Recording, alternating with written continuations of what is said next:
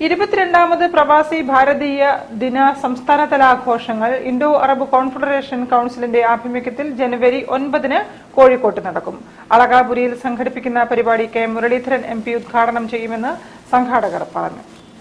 22ാമത് പ്രവാസി ഭാരതീയ ദിനം കോഴിക്കോട്ട് സംസ്ഥാന അടിസ്ഥാനത്തിലുള്ള ആഘോഷ പരിപാടി 9-ാം തീയതി രാവിലെ 9:30 മണിക്ക് അളകാപുരിയിൽ ബഹുമാനപ്പെട്ട MP കെ മുരളീധരൻ ഉദ്ഘാടനം ചെയ്യുകയാണ്.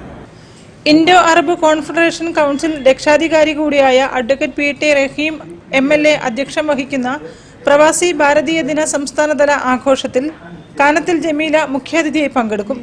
വ്യത്യസ്ത മേഖലകളിൽ പ്രതിഭ തെളിയിച്ച Mac builders and engineers managing director K Mustafa, Unimoni north Kerala vice president and zonal head P Sunil Babu, hotel and restaurant association ജില്ലാ പ്രസിഡന്റ് രൂപേഷ് കോളിയോട്ട് എന്നിവരെ സേവാരത്ന പുരസ്കാരവും, press club president M Firoz Khan, Janmabhumi news editor M Balakrishnan എന്നിവരെ അക്ഷരശ്രീ പുരസ്കാരവും നൽകി ആദരിക്കും.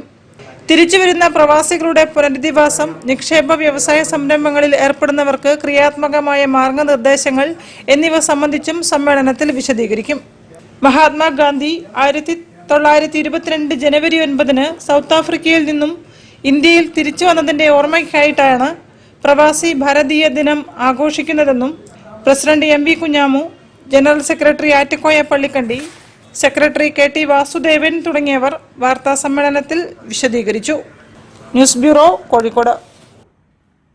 വാർത്തകളിൽ ഒരു ഇടവേള കൂടി.